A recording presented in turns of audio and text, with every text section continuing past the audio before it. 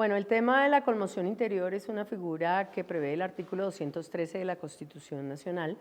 que faculta al presidente de la República para dictar un estado de conmoción interior. Este estado de conmoción interior lo que significa es la verificación de la grave perturbación del orden público. Pero además ustedes conocen como periodistas que han seguido este fenómeno que la Corte Constitucional ha dicho que el Estado colombiano está permanentemente en un tema de orden público que hay que tener consideraciones y que sobre esa base la recurrencia de las acciones comunes significa que estamos dentro de una alteración, pero el estado de conmoción significa también hablar de una perturbación extraordinaria del orden público. Esto llega a constituirse los fundamentos fácticos, motivacionales y finalísticos del decreto 0062 del 2025, en donde no solamente estamos viendo que el tema de la perturbación del orden público ha subido a niveles extraordinarios, sino también la posibilidad de la falta de institucionalidad y el ataque a los instrumentos fundamentales del Estado en las regiones en que se ha decretado la conmoción interior. El decreto explica a los municipios uno a uno de lo que se llama la región del Catatumbo, Cúcuta, sus municipios cercanos y además 2 municipios del Cesar, que nos permiten determinar multifactores de incremento de la perturbación del orden público. Y para explicarles por qué razón se llega a la conclusión de esta conmoción, que es una conmoción parcial, no de todo el territorio nacional, significa que ustedes encontrarán dentro del decreto varias de las razones por las cuales se necesita utilizar medidas extraordinarias para generar un control, devolver la institucionalidad, proteger la vida y garantizar los derechos fundamentales de las personas de la región. De igual manera, van a ver ustedes cómo este decreto narra la cantidad de poblaciones y zonas ecológicas importantes y fundamentales como elemento necesario de protección y obviamente por qué el tema necesita medidas extraordinarias. En siguiente lugar, tenemos que decir que la conmoción interior se decreta por una situación particular y la situación particular la proveyeron todos ustedes también a través del seguimiento que le hacen a lo que está pasando en la zona del Catatumbo, en el sentido de que en enero de este año se genera obviamente un incremento en la fuerza, agresión y control del territorio de uno de los grupos, en donde se convierten en objetivo militar firmantes, miembros de la UP, población civil, en donde se intensifican medidas especiales de confinamiento, persecución, asesinato, muerte y obviamente otros delitos que fueron necesarios verificar para poder dictar este estado de conmoción interior. Y la pregunta en concreto sobre por qué no se puede atender de manera ordinaria, porque es que al ser un incremento, al subir el nivel de acción de la perturbación del orden público, hay que mover mayores recursos personales, institucionales, funcionales y de otra naturaleza para poder contener un desplazamiento masivo de más de 32.000 personas en el sentido de brindarles todos los recursos que necesitan estas personas, en la necesidad de entrar más personal, porque el personal no ha estado ausente del Catatumbo, incluso el Ministerio de Justicia, los demás ministerios, el Ministerio del Interior, Trabajo, Agricultura, Ambiente y demás ministerios, hemos estado presentes durante el año 2024 realizando actividades en varios de esos municipios en donde teníamos una funcionalidad y un cumplimiento en cada uno de nuestros, ministerios. ¿Qué pasa a partir de esta erosión y este incremento de violencia? Que se genera una situación anómala, no esperada y además inversa a lo que se estaba esperando. Acuérdense que el ELN tenía una mesa de negociación que se rompió, tuvo un cese al fuego que se rompió, volvió a solicitar en el mes de diciembre una mesa en enero para continuar con las conversaciones en el tema de paz. Y aquí hay una cosa muy importante. El tema de paz no es un capricho de absolutamente nadie y mucho menos del presidente de la República. Es un cumplimiento constitucional y legal en torno a la obligación que se originó por un acuerdo de paz que se hizo en el año 2016, cuando ni siquiera había llegado a la presidencia el presidente actual. Y desde esto hay una declaración unilateral de Estado de una necesaria vinculación al proceso de paz, a la protección a los firmantes, pero sobre todo también a una sentencia de la Corte Constitucional, que es la SU 020 del 2022, del 17 de enero del 2022, donde la Corte Constitucional también impone una serie de obligaciones que creo que también son obligatorias de tener en cuenta en este marco de exacerbación del conflicto armado. Y desde allí también podemos decir que el tema de que se desplacen más de 32.000 personas a los municipios circunvecinos a Cúcuta y a Cúcuta genera una crisis humanitaria que no se puede atender de otra manera, sino generando la imposición del estado de conmoción interior. Aquí digamos que los factores son multifactoriales en el sentido de la declaratoria de la conmoción interior, porque se afectan varios niveles. Se afecta el nivel de seguridad humana, se afecta el nivel de seguridad ecológica, los parques, lo que significa también las poblaciones de los grupos étnicos que están contenidos en el decreto. Son aspectos que nosotros tuvimos que evaluar para poder decir que efectivamente se puede generar un daño irreparable, irreversible, y sobre todo el cumplimiento de este acuerdo de paz también en el tema de la protección a la población firmante que tenemos en el Catatumbo. Ustedes recordarán, apenas sucede esto, tanto la policía como el ejército realiza acciones humanitarias sobre la base particular de los elementos que llevan a que estemos trabajando en torno al cumplimiento de esos requisitos en el decreto 0062 de ayer del 2025 en términos de cumplimiento de los requisitos. Ministra,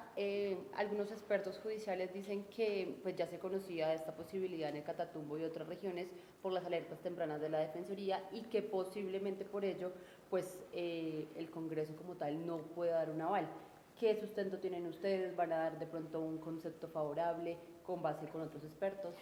A ver, yo creo que el tema del análisis que se hace de manera ponderada y seria responde a dos elementos fundamentales. Las alertas de la Defensoría son mecanismos que tiene la Defensoría de toda la vida,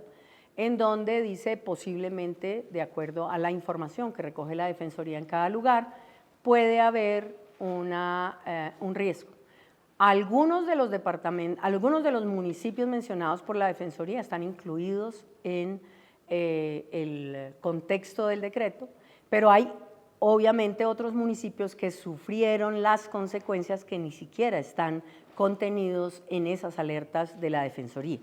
Pero dos, el estado de conmoción, la Corte Constitucional lo ha dicho en muchas de sus sentencias desde el año 2002, significa decir que Colombia lamentablemente tiene una situación de orden público que no es normal y pacífica absolutamente. Y esto lo que permite decir es que para el estado de conmoción interior, lo que también resulta muy importante determinar es que hay condiciones extremas en donde se ha generado una vulneración mayor al orden público con perturbación incluso de la institucionalidad, de la soberanía y en este caso particular de la imposibilidad de atender a las personas que han sido objeto de desplazamiento, confinamiento e incluso la recuperación de cuerpos que se encuentran todavía en el Catatumbo con las medidas ordinarias. Esto nos lleva a decir entonces que esperamos obviamente que se pronuncie cada órgano, pero lo que se ha hecho es un trabajo serio, ponderado frente a cada uno de los razonamientos del estado de conmoción interior, que permite decir que el estado de conmoción interior es la única medida posible para generar la institucionalidad, retornar en particular a la comunidad o a las comunidades que están afectadas a la posibilidad de acabar con esa perturbación extrema y sobre esos supuestos pues se tienen que tomar medidas extraordinarias. Dentro del decreto lo único que se hace es la declaratoria del estado de conmoción interior, en donde se generan los hechos fácticos que llevaron aquí. Ustedes pueden encontrar descrito cada uno de esos hechos fácticos y en particular van a ver cómo dentro de ese contexto, a partir de la página número 2, están relatados uno a uno cómo estos elementos fueron considerados en el decreto de conmoción interior y cómo se subió y se dimensionó la alteración del orden público en un momento concreto, que es cuando empiezan y declaran como objetivo militar a los firmantes, hecho que no había sucedido, hecho que no se esperaba que sucediera y mucho menos que generaran el atentado físico contra ellos y sus familias, como sucedió. Y esto llevó obviamente al tema particular de las muertes